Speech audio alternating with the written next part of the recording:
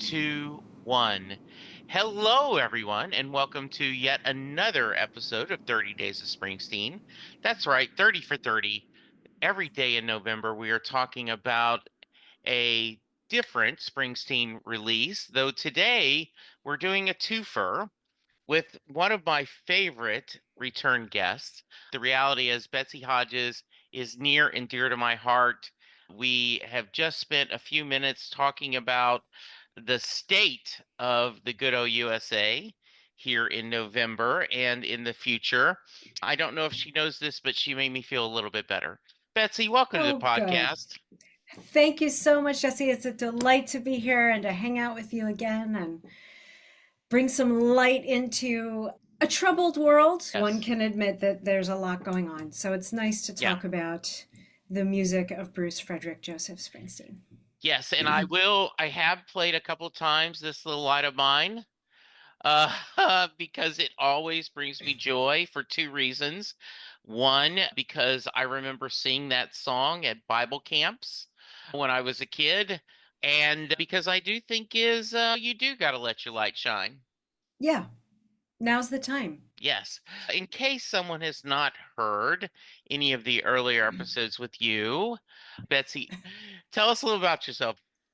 Let's see. I am Betsy Hodges. I am from Minnesota. Originally, I currently live in Washington, D.C. Sometimes people know me because I used to be the mayor of Minneapolis, Minnesota, and I'm currently a writer and a consultant. But for the purposes of this podcast, I am what one might call a fan of Bruce Springsteen's music and a fan of Bruce and the band, whatever band he's playing with, their music. And that's a little bit about me. Very nice. Please tell the listeners what album, open parentheses S, close parentheses, you want to talk about. These albums are cousins, I think, because the albums are the Seeger sessions, This American Land Seeger sessions, and Live in Dublin, Bruce and the E Street Band. And they're cousins because, of course, the live album is the tour of the Seeger Sessions album. I'm sure there's some more proper name for it, but everybody, as far as I know, just calls it the Seeger Sessions.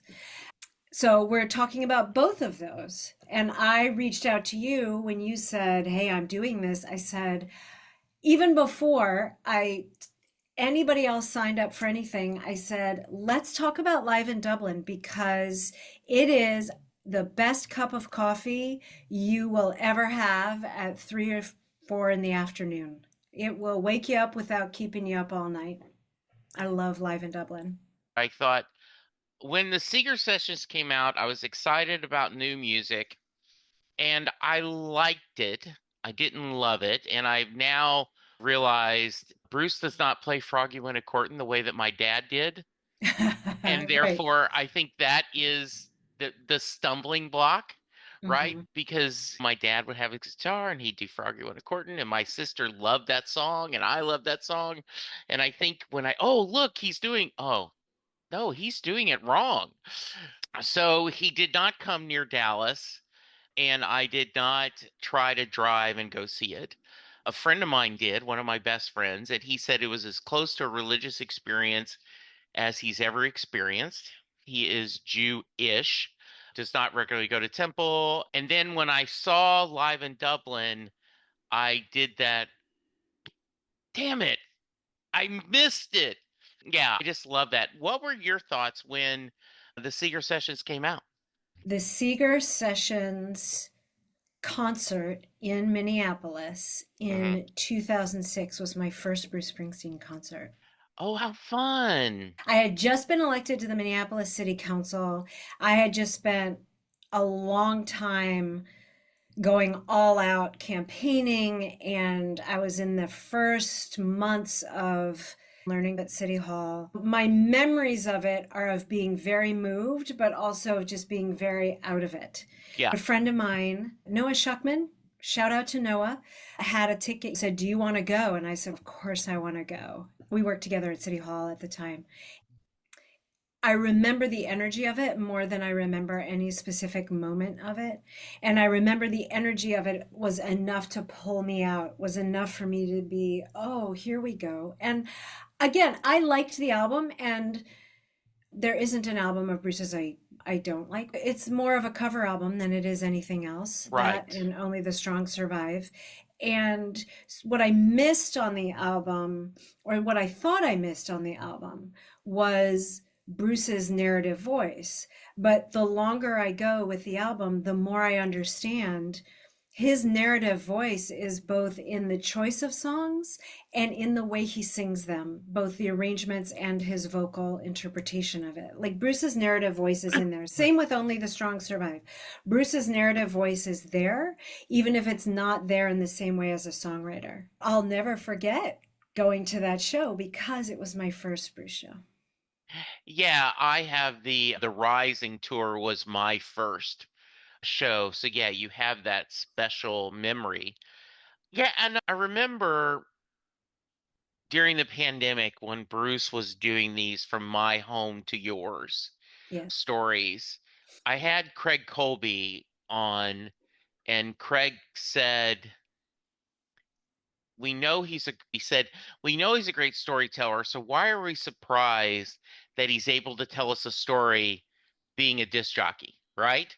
Mm-hmm. His mom wanted him to be a writer, and I think if in an alternate world, if he had chosen to write prose and poem and nonfiction, I think he would be a Pulitzer Prize winning writer. So I agree, and I do. When I spend time with this, there are definitely songs that speak to my heart. I tend to like the live in Dublin a little more than the studio. Similar to, Mm-hmm. I've heard people say they like Western Stars, the live versions better than the studio. So yeah, this is I think really well said that Mm-hmm. how his voice is there. Yes. And the From My Home to Yours series was another chapter along with his autobiography and along with the Seeger Sessions album. And then another bead on the string is the Only the Strong Survive, is how committed he is to American music forms and American songwriting and the beauty and depth of that. Now, there are songs, for example, on Only the Strong Survive that are by British artists, but it's in an American genre. And so, of course, side note, let's give a shout out to the Bruce Springsteen Archives and Center for American Music, Yes. because he is so clear that the Center for American Music is he is an important part of the Book of American Music, but he is but a chapter in the Book of American Music, and he's using it as a hook to highlight every good thing about American music as a whole. And I think this album, Seeger Sessions, and the interpretation of it in Live in Dublin, and the reinterpretation of his own music on Live in Dublin in different forms, all of that, he just shows the depth and breadth and commitment he has to the full array of American music. It's extraordinary. Yeah, and I wonder how much of that it and I guess it gets murky. Steven is amazing Mm, about that history, right? He absolutely adores it. yes. He spends a lot of in his autobiography talking about the Hmm. history of music. Yes. I love, and then so I wonder if this is Steven's influence or is it one thing they bonded over? But yeah, it is clear down the South, one of the worst insults you can give someone is they forgot where they came from, Ooh. right? Hmm. And you would never say that about Bruce. No. Bruce is so respectful of those who came before him, and not only in his relatives, but on history, but on music is just I think it's really important to him. Oh, And yeah. so, One of the signature offerings of the Archives and Center for American Music is their American Music Honors. Every year, they've honored Darlene Love and Sam Moore and Steve Earle, John Mellencamp, Jackson Browne, honoring contemporaries, people who came before. And he's also clearly at a stage in his career where he is nurturing the people who have come behind him with all the duets and featurings and singles and albums he's Yeah. doing, from Gary U.S. Bond to the Killers Yeah. and Gaslight Jack Antonoff. So, anthems and yeah, whatever. Yeah, mm-hmm, just yep, he seems to it does seem that, and I love the fact that he still seems to be exploring new music. Yeah, clearly. and it is nice to see that he is Zach Bryan. Yes, Him that just Rolling Stone interview. was just wonderful. All right. Where do you want to do them both at the same time? Do you want to start one or the other? How do you want to do this, Betsy? Dealer's choice. I have a story to tell that Good. might help. I love stories. Every year for the past however many years now, I've done a fun list. In 2025, it'll be 25 fun things to do in 2025. And so last year in Oh, 2023, nice. it's great. And it's anything from watch a movie I haven't seen that I've always meant to watch to go to Dollywood, which I did this year. And last year, one of the things on my list was listen to every Bruce Springsteen studio album, including the official live albums, from start to finish in a row. So, not just the studio albums, all the albums, start to finish in a row. So, start with Greetings, and at the time, end with Only the Strong Survive, the whole thing. And so, Wow. yes, yes. Through that, and I won't name them because everybody's will be different, but through that, I found 9 albums that I consider to be perfect albums that are just Bruce's albums, 9. But one of the most magical things was that I really, as a result, got to revisit Seeger sessions. That I really got to listen to that album in a way that I hadn't done probably since it came out, start to finish. And of course, one of the things on my list that year was also I went on a trip to Shenandoah National Park. Of course, had to listen to Bruce's version of Shenandoah about 100 times on the way there. I live pretty close to Sure. there.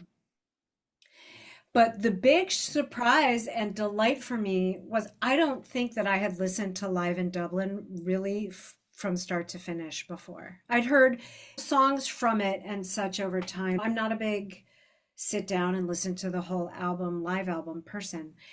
And it was a revelation to me. I will say that for me, Live in Dublin is one of the 9 perfect albums. I won't say what the other 8 are, but I will say Okay. for No. me, Live in Dublin is one of the perfect albums. There isn't a song on there that I would skip over, and all of them light me up.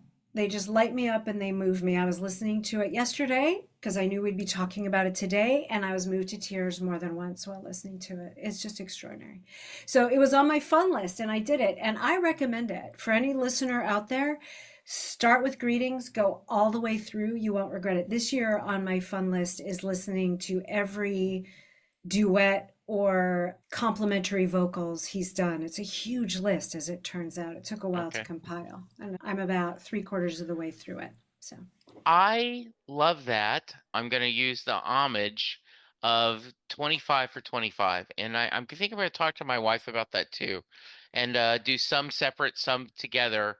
But I think that's a brilliant idea to, especially in these times, to 25 things that to bring you joy. yes, Because we all love lists and yes, scratching things off the list. I have through Goodreads, I every year they how many books are you going to read? And I always put a goal and I do. So very cool. I Nice. have my 24 and 24 list hanging right here. Yep. Yeah. And I will tell you, one of the things on my list this year was be on a fun podcast, and here I am. So in fact, if I'm going to complain, and I don't mean this is not a complaint, this is a I'm greedy and want more.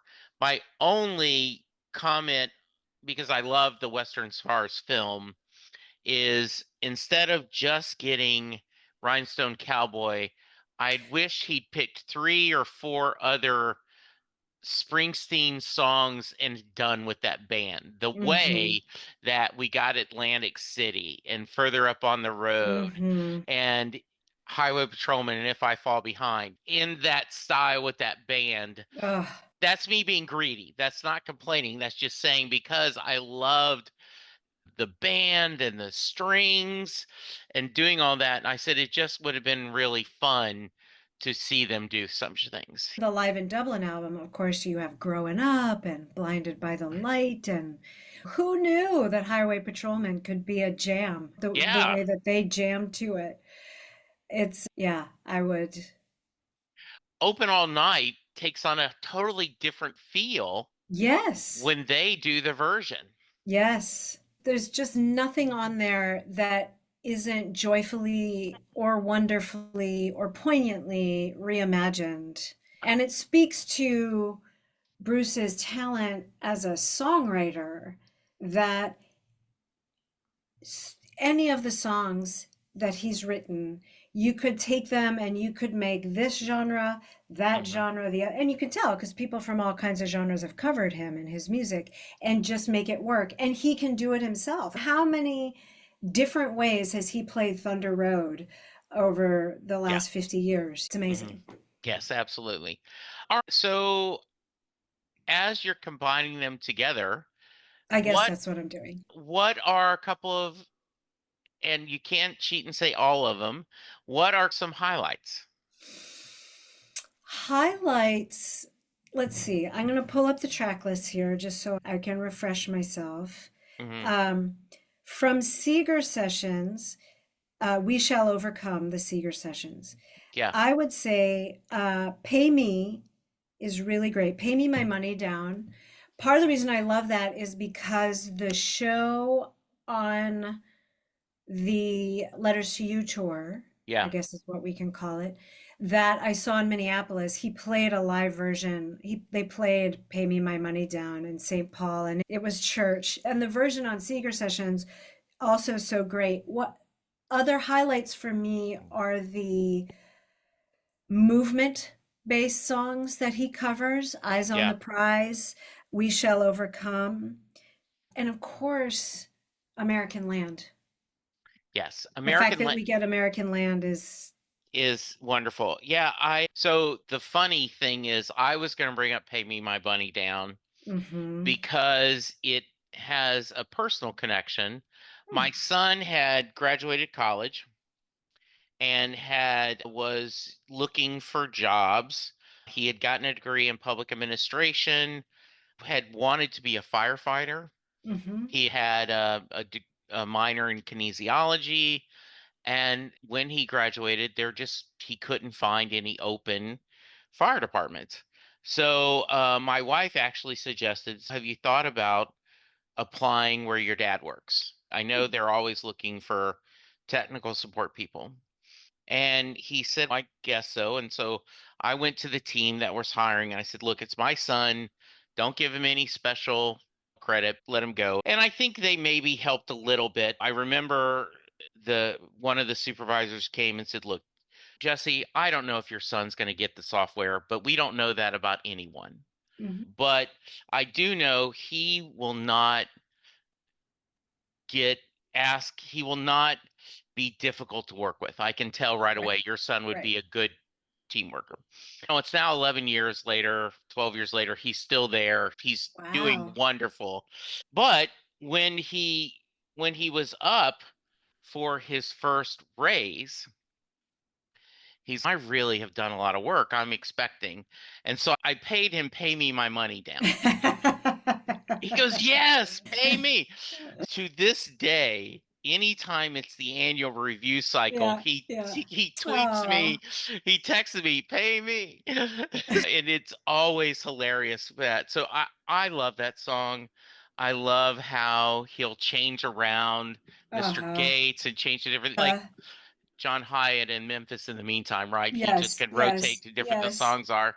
Yeah, absolutely. I love Shenandoah as well. I yes, think that it's just such a beautiful song. There is so much l- longing in his voice. yes, It is yes. really nice. And Um, then when yeah, I'm standing on looking at the Shenandoah River, and as I'm standing there and I'm in those mountains, the song makes even more sense to me. I grew up in the Midwest. I grew up in Minnesota. I learned that song in music classes in grade school.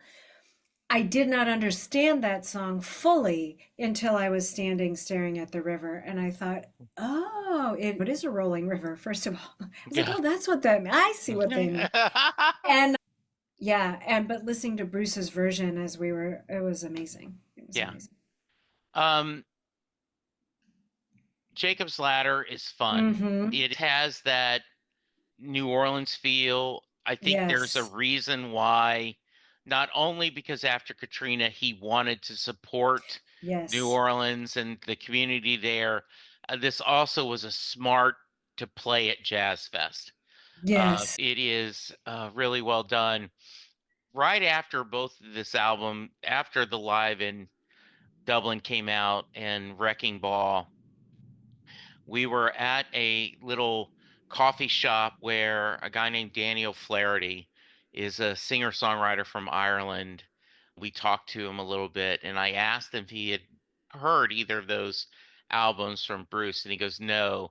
And I said, okay. And so I sent them to him, and I said, I feel the Irish roots are in both this Live in Dublin Mm-hmm. and in Wrecking Ball. And he sent back a really nice note saying, I can see that. Really appreciate you sharing. So yeah, we, and you also love the how can I keep from singing? We shall overcome. The Mm-hmm. idea that Seeger was always about trying to make this country better. Yes. Yeah. And Yes. I think Bruce has continued that there's always going to be a small percentage of fans that shut up and sing, but that's just not who he is, and that's where he's never going to be.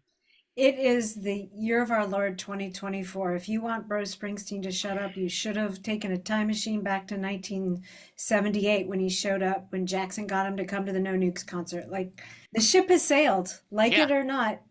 That's who Hmm. he is. And if we tried to take that piece away from Bruce, I think we take important elements away from his music as well. He is who he is. And I think to a certain degree, rock and roll has always been political.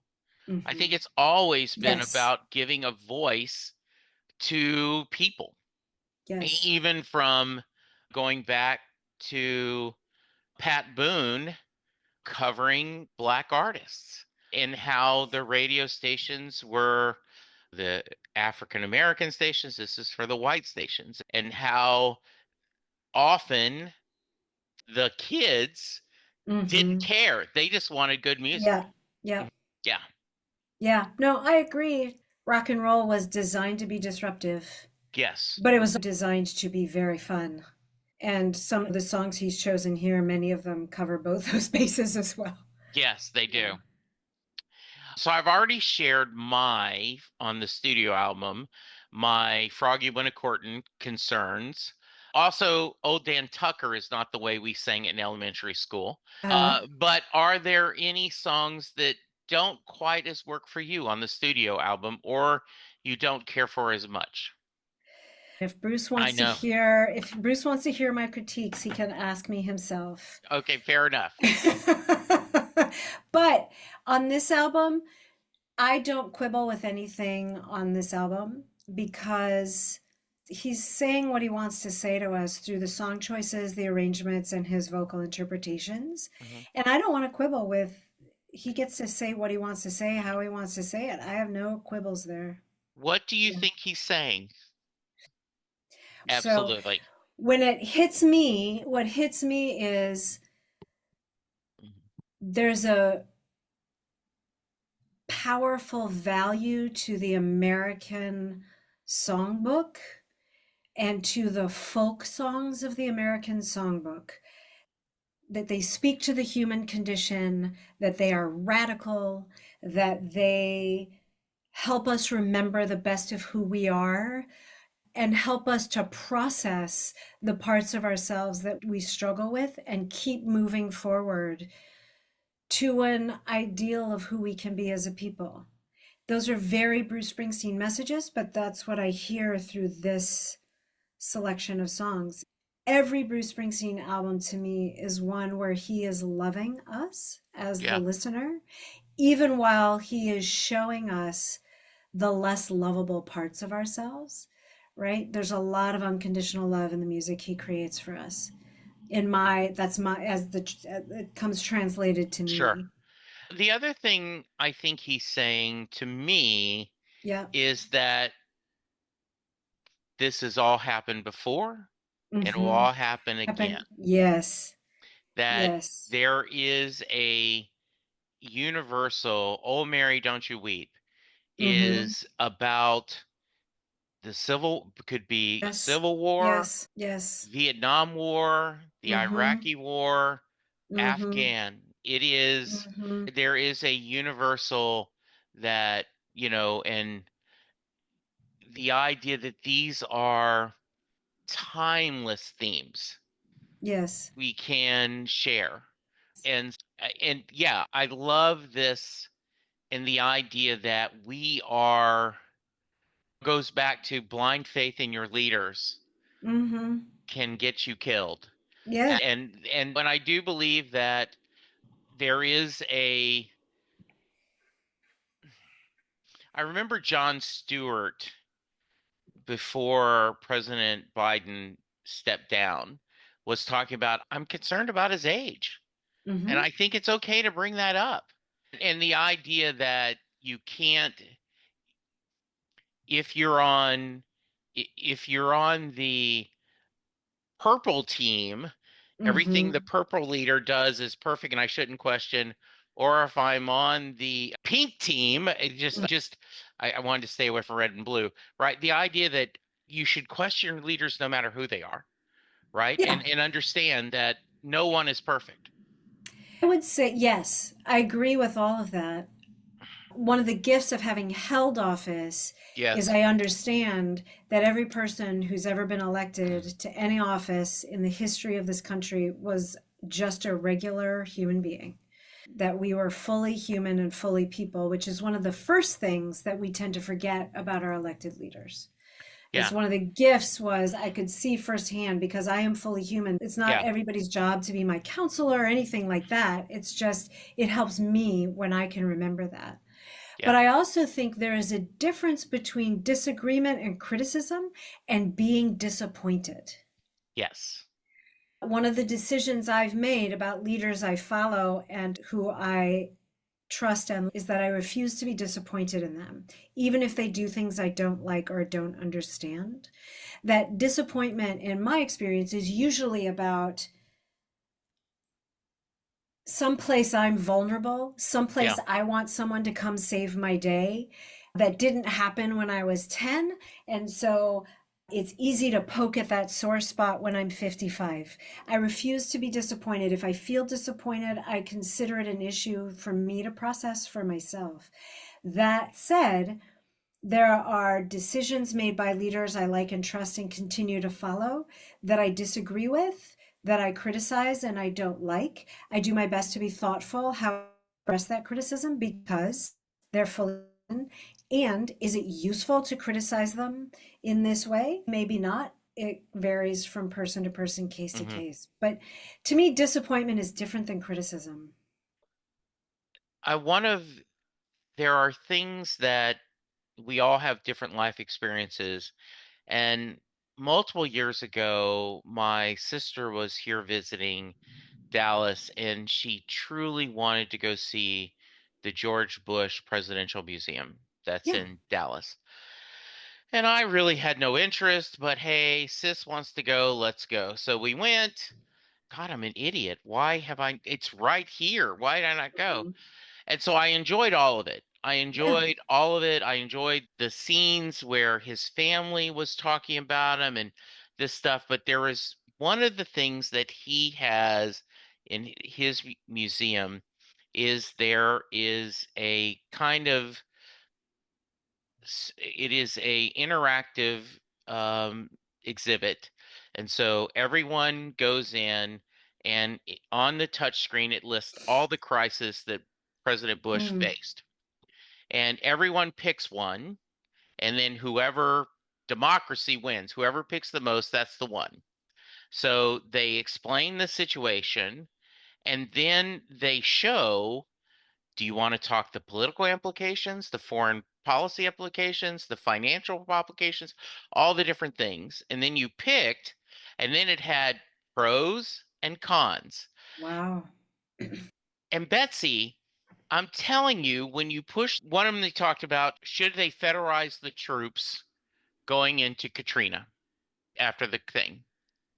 And so you push that and you push for safety and the person telling you why this is a good idea. I go, yeah, that's it. Then you push why not. And you go, yeah, that's it. And every decision they did that and you went, oh my goodness, that's what a leader faces. Yes. If you truly care, you've Yeah. got smart people Hmm. giving you conflicting Yes. reasons that are both really viable. Yes. All the And time. and I'm sure as a mayor you fought you Yes. struggled that. Okay. Yeah, that makes a lot of sense. Oh, yeah, wait a minute. Yours making sense and you're exactly saying the opposite of what this Yeah. person said. Yep. And it made me understand that, and I think it was, I'm sure it wasn't the first person to say this, but I do remember President Obama talking about by the time it gets to me, it's not an easy choice. Right. Because if it's It's an easy oh, choice, it's already been done. somebody's made it already. Yeah. So Yes. that's fascinating. I think that's true in any executive position. Of course, as mayor of a Yeah. mid-sized American city, I wasn't making decisions on foreign policy Right. for the most part. Yeah. But things with foreign policy implications, sometimes yes, actually. But it was true. Look, if my team needs to bring this to me, it means that the answer is not clear cut. Right. Or it means that I will be held accountable for the decision, so I'd better be responsible for the decision. Yes. And the risks of accountability were high enough that even though the decision may have seemed cut and dried, and sometimes they were, they really wanted to make sure I had affirmatively made that choice so that when I was held accountable, I had also been responsible. One Yeah. of the challenges of governance is you're often held accountable for things you are not responsible for. And fortunately, that's I think all businessmen or business people have that same issue, right? Like where Yes. you would just as silly as a little thing, I someone will make a decision to change how our software works on the website and people calling and complaining about it and you can't say I didn't make that decision because you represent the company and you have to go, Yep. yeah, we made this and I think that's really insightful.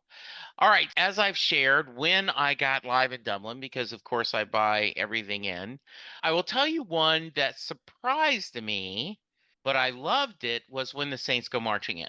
Yes. When I heard that, I was so touched that how they changed that and made it is absolutely beautiful. It's so great. Now, I have a question for you. Sure.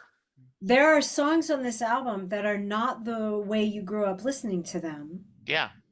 but they're on this album. And I would include in that Atlantic City, Growing Up, Blinded by the Light, all of his own songs.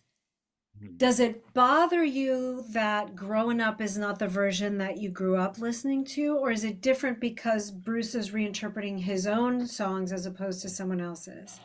And I think it is that I'll answer this telling a different story. When I first heard on tracks the blues version of Born in the USA, Yes. ugh, I hated it. Ugh, Uh-huh. wow, this is Uh-huh. horrible. And then when I saw it live on Broadway, and we both have talked about the beauty, I know Broadway has a special place in your heart because of your Yes. friends Yes. arranging you the ticket and out of love, just nope. Yes. But when I hear, and I've talked about this often, when I hear him tell the story about going to the draft board, and when he Yes. says, I wonder who went in my place, and he goes to that Yes. blues version, I go, okay, I'm going to shut up because Yeah. obviously Bruce knows what he's doing. Right. Yeah. Right. My thing is, I love reinterpretations of songs, whether it's the artist reinterpreting themselves or covers. Yeah. Now, I don't love every cover, but I Right. never object to them because I'm so fascinated by how different people can cover the same song and make it just a totally different song. And so I don't have that same, oh, this isn't the song I know. I am more like, it never would have occurred to me to do it that way. This is amazing. Let's talk about that, where I think Atlantic City is one of his most pliable songs, right? There Oh, that so many people have done different versions, yes. and each one you go like the band did that version, you're like, "Oh my goodness." So I love that. But if someone pushed me and I don't like to make choices, I might say this is my favorite version of I Should Fall Behind. Oh, I love that waltz yeah. and that feeling of him Yes. doing it. I Yes. love that. And yeah, you're right. Like Highway Patrolman's one of my favorite songs. Uh-huh. But to hear them version it, we've already talked about Open All Night. I think I love that he took this band, and I know that over the years, the other band tour has gotten a little more love and respect from hardcore Hmm. fans now that there's been some distance of feeling because the band's back together. But I love that he took these on. I think growing up is such a great song, and to have it do, I think it was a surprise he pulled that one out Yes. doing this live. Yes. Agreed. Hmm. For Dublin Dublin, yeah. yeah. Hmm. Hmm. Yeah, but I love it. The one that really, when I was listening to the album from beginning to end last year, the one that really jumped out at me was Blinded by the Light. Because my first exposure to Blinded by the Light was the cover, was Manfred Mann's cover. And then being so startled that it was a Bruce song later, but then loving the Bruce album version. But I feel like for anybody over the age of 40, the Memorex guy getting his hair blown back in his chair, listening to that Blinded by the Light and pursuing. I also pick a word of the year every year, and my word this year is zesty. And every afternoon, I have a playlist of zesty songs and I listen to a couple, and almost this entire album is in my zesty playlist. I have lots of Yes. other songs on it, but almost this entire album. And if I'm really having a challenging day, I just put the album on itself because so much of it makes me feel like it just replaces any sluggish blood in my body with zingy, powy blood in my body, and I can just go and go.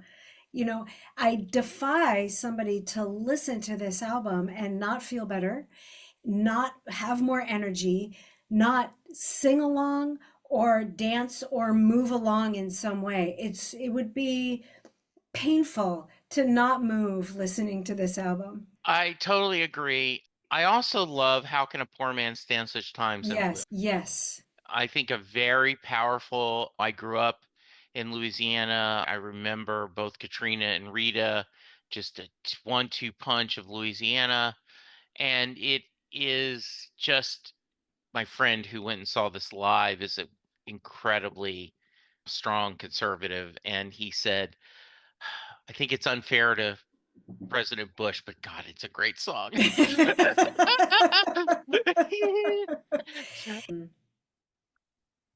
You, I understood even more clearly with this live version what he was saying Yeah, and yeah. what he was inviting us to reflect on, and the strength he's asking us to find in ourselves. Hmm. Yeah, I do too. It is just the band is so powerful on Hmm. this. Yes. It appears they're having a blast. Yes. They are loving going together. Growing up is amazing. Then you bring it down with the Saints Go Marching In, and then bring us home. And they Mm-hmm. start that little light of mine and go straight into Yes. American Land. Yes. This is a stretch, but American Land is what people think Born in the USA is about. Yeah. It is Yeah. they're always trying to keep out Mm-hmm. is universal, right? Yes. It's, Yes. Yes. and I just love American Land is truly one of my favorite songs. Yes. I just had Chris Bloom from South Africa on, and he was talking about Tunnel Love, and he says it's one of Mm-hmm. of my top five of 12 albums. Uh-huh. Right. Right. I love whether I'm watching the DVD, whether I'm Mm-hmm. listening to the music. It appears that um, he is having such a good time. The band is having a good time. I love seeing Patty healthy and happy. And I know Yes. she misses recording and touring with her current Yes. circumstances.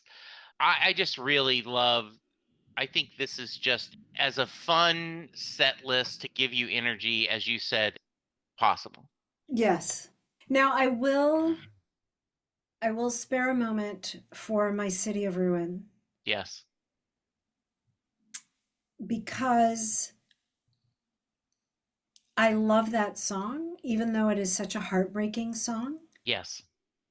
And you might imagine that as the mayor of Minneapolis, Minnesota, who I governed through some very difficult, very dicey times and feel good about how I led the city through those times. And then I was living in Washington, D.C., and the city was in flames. Hmm. And I listened to my City of Ruins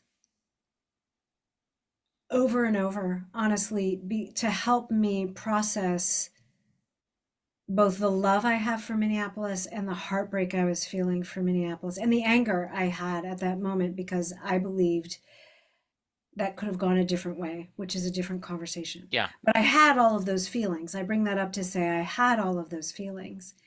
And the various versions of my City of Ruins, and I listened to many of them, helped me keep my eyes on the prize. List another song on the album. Yeah. Yeah. Uh, so, anything else we need to talk about these two releases, Betsy? I just can't recommend Live in Dublin more as an antidepressant. Yeah. To complement whatever other regimen people are on, add Live in Dublin to that regimen. And I cannot recommend the Seeger sessions more for, in some ways, a pared down version of Bruce's picture of the United States that he wants to give us, and the gift of American music in painting that picture. Yeah. So Very nice. If someone wants to reach you, Betsy, how can they? thank you so much for asking. You can go to my website, betsyhodges.com. You can find me on Instagram at Betsy Hodges1 or any other basically social media platform at Betsy Hodges, BetsyHodges. Very nice. And I think this is good advice that continue to be passionate and to work for what you believe in Yes. and but to take care of yourself. 25 for 25, right? Gretchen That Rubin does. Gretchen Rubin, the podcaster, writer, great yeah, woman. I'm a big fan of hers. She suggests doing these 24 and 24 lists, etc. And then I retrofit that myself to add to create it a fun list so that I had yeah. enough fun in my life because the world can be a tough place to be. And if I have more fun in my life, I'll have more fun. So I think that is a brilliant idea.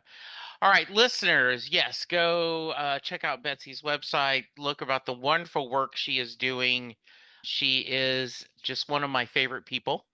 And one of my lists is to have a mid-year checkup with Betsy on my fun list to see how excellent. things are going. So that's good. Listeners, clear your mind, open your heart, put both of these on, and go back and share and listen to Bruce talking about not only America, but the world. And I think it'll bring you joy. Thank you, I Betsy. agree. Thanks so Thank, much, Jesse. no problem. Listeners, be safe, be kind, and we'll talk soon. Bye.